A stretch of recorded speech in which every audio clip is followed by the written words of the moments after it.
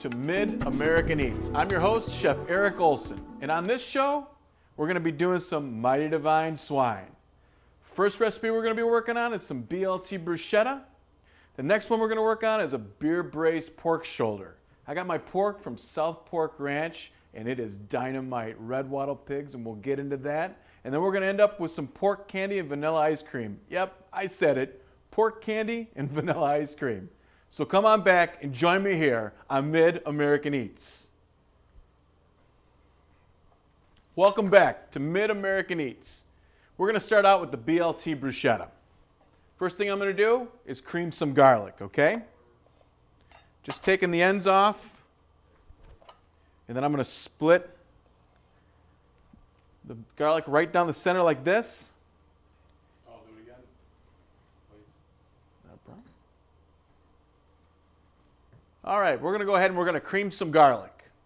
I'm just going to take the end off here. I'm going to split it right down the center. And I'm going to turn my knife around, okay? And I'm going to roll down through this garlic.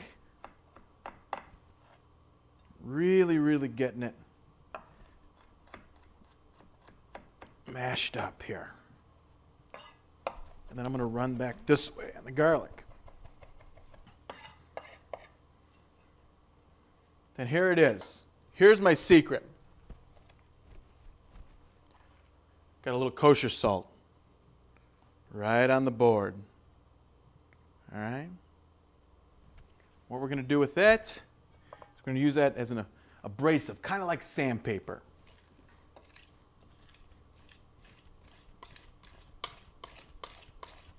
I'm just running my knife all the way over it. It's kind of disappeared at this point, but it's there. There it is, right here. Okay? We're going to put that in our mixing bowl. All right? Just do a little quick wipe down here.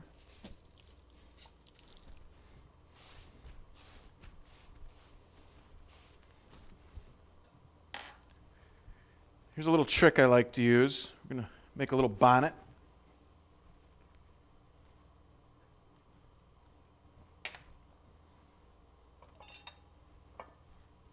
We're going to set the bowl right in it, just like this, okay? First thing I'm going to add, a little apple cider vinegar. Okay? Just whisk that in. I like to add my salt to this. And a little organic honey right here from Mid-America. Right in there like that.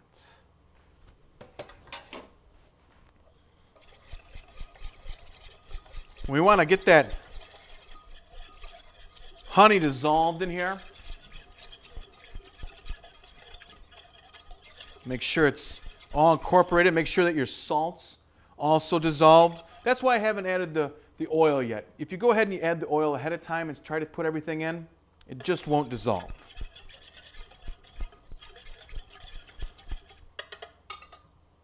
Then, a little extra virgin olive oil. We're going to add real slow and start to emulsify this.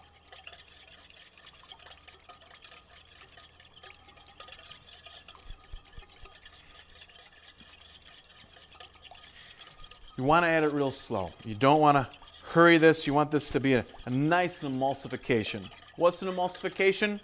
It's two liquids that normally don't want to play nice together that get paired up. Okay, there we go. That looks good right there. One last ingredient. It's BLT, right? When you think BLT, what do you think for the bread? A little bit of mayonnaise, right? Do yourself a favor. Don't take any shortcuts here. No sandwich spreads. Real mayonnaise. We're going to whisk that right into the emulsification that we already did.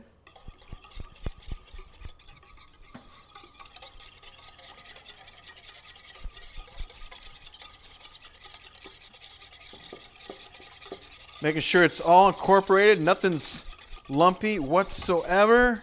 Making sure there's nothing that's not playing nice together. And there we are. There's our dressing, or our vinaigrette, so to speak. What's a vinaigrette? Remember, it's either 2 or 3 parts oil, 1 part vinegar. Next thing I'm going to start on is our tomatoes. Tomatoes. How do I pick a tomato? I'm going to tell you how to pick a tomato.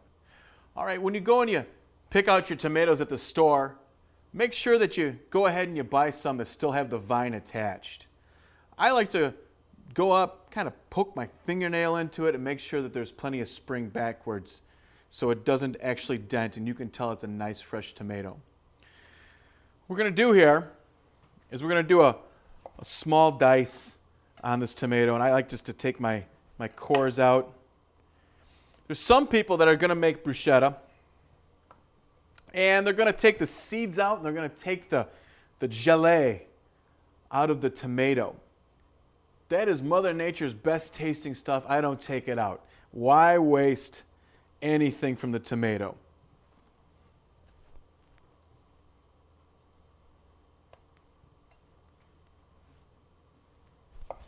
Just cutting them here.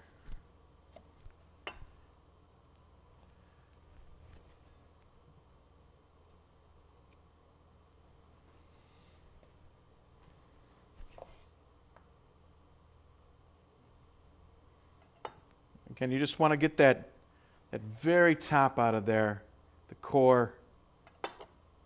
It's just chewy. It's not bad for you, none of the above. It's just chewy.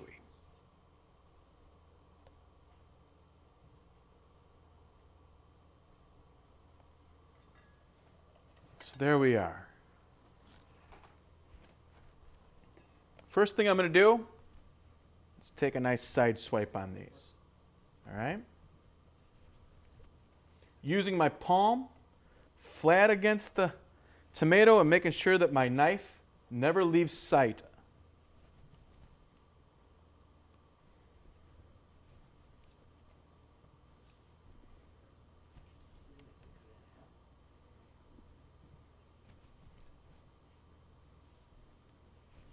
You notice I don't start on any one particular tomato and just start dicing right away. Mr. Ford came up with a great idea, an assembly line, and it helps you keep organized. So here we go.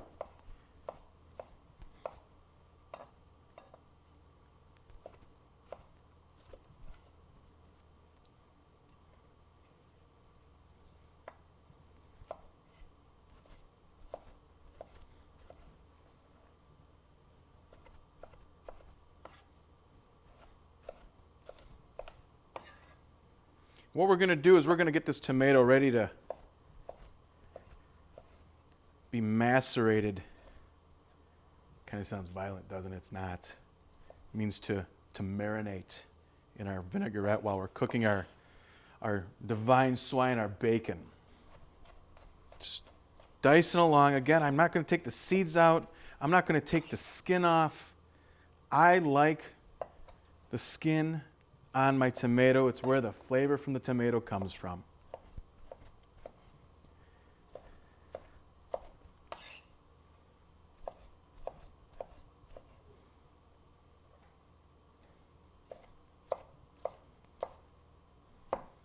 Just taking our time getting this ready. If you want, you can go ahead and use a serrated knife if you feel more comfortable with that. Me, I like my santuku. I just keep it nice and sharp. And that's the key with a tomato, especially when a tomato is very ripe. All right, so here we are. Time to start going into our vinaigrette.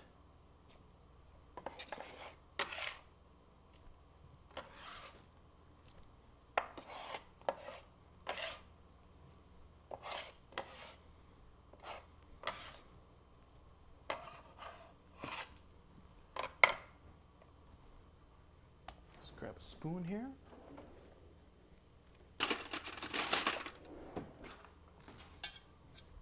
I'm just going to go ahead and mix these up. At this point, I'm gonna add a little more salt to the recipe.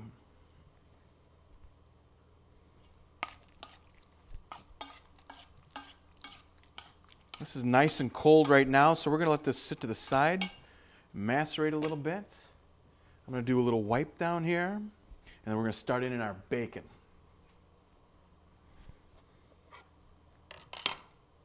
Oh, get you in there.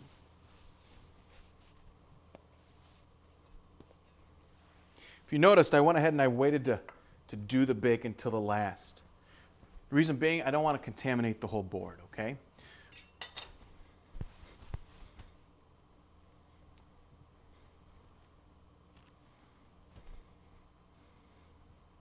Again, you heard me say it on the last show. I'm going to use the terminology again. We're going to cut some lardons of bacon.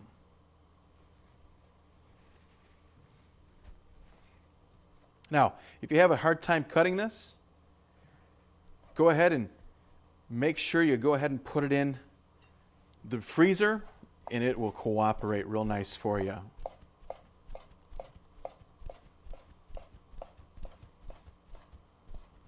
There we are. I'm going to go over here and grab my pan. Right after I wash my hands real quick here.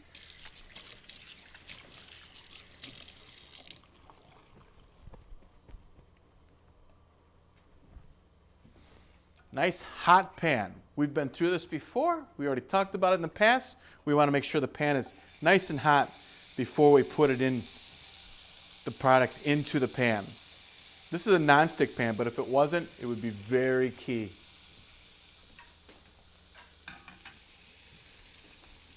Here we are, back with my friend bacon, right? You know what I like to do at this point. A little bit of black pepper.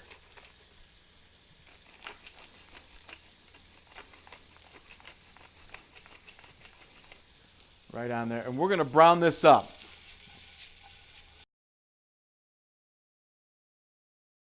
Skipper.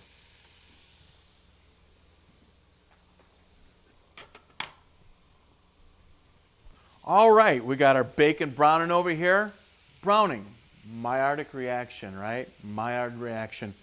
What it is it's the proteins on the outside going ahead and cooking along. It's non-enzymatic. And what I mean by that is when you go ahead and you leave a banana out on the counter after it's been peeled, it'll brown. That's enzymatic. This is non-enzymatic. We were always told that, well, you brown meats to go ahead and seal in the juices. It's really not true. What we're doing is releasing flavonoids, and we're making sure that it's nice and yummy.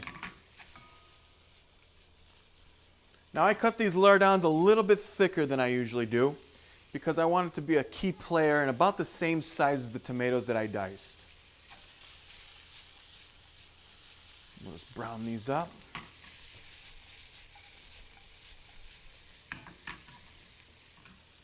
So bacon, what's bacon? Well, in England, it's completely different than in the United States. In England, what they use is what we would call the pork loin. And they'll go ahead and cure that and put a light smoke on it and slice it with a nice thick fat back on it. So it's mostly muscle and a little bit of fat. The United States, we go ahead and we use the pork belly, which has about the equal amounts of muscle and fat, and cure it and smoke it. In the world, though, we're number 3 in consumers of pork, only to be beat out by China and by the European Union. The red wattle pig is on the critically endangered list, and I never endorse eating anything that's endangered, but this has come out of demand. We haven't demanded the red wattle pig, and we'll talk a little bit more later in the show about why I like it so much. We have to go ahead and bring the demand up for this certain hog in order to save its species and its lineage. So here we are, browning this bacon up. We'll give it a little bit of time.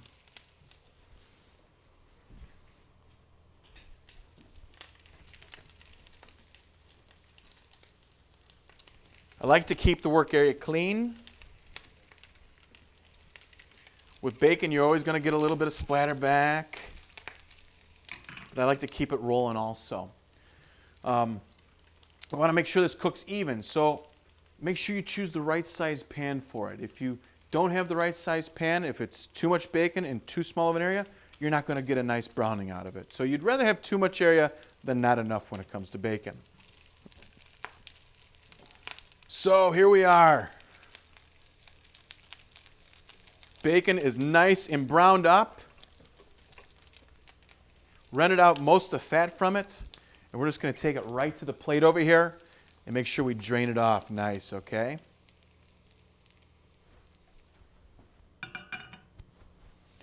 So it's still sizzling away.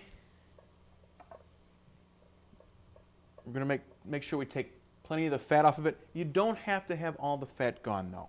You can leave a little back. It's just going to add a little bit of flavoring to our bruschetta. Okay, well, it's still warm.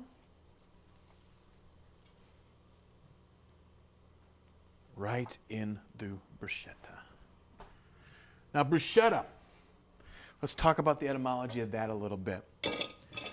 This was a dish that was created by the Italians to go ahead and be able to use up bread that was going to go bad. They wanted a source and a way to use it up. This was the source. So we got some crostinis here. The crostinis are whole grain. I made them ahead of time. You can make them ahead of time if you want. If you want them nice and fresh, that's fine. Coming out of the oven a little hot. It's all up to you. What I'm going to do is top them with a little butter lettuce here.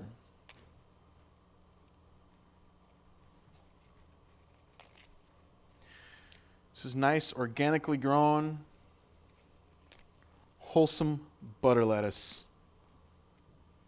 Then, to top this, what I want to do is I want to get a little tomato and the bacon and bring it right up against the sides here. And just right on top of the bread. Just drain it off just a little bit.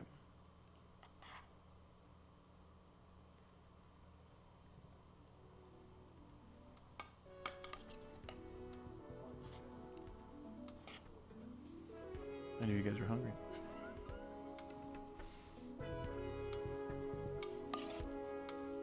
Just draining it off just a little bit here.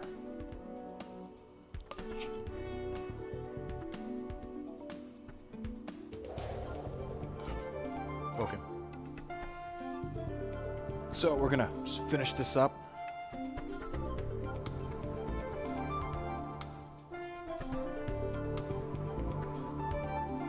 BLT bruschetta. Here you are. Okay, don't go anywhere. Sit right where you're at and join me back here on Mid-American Eats.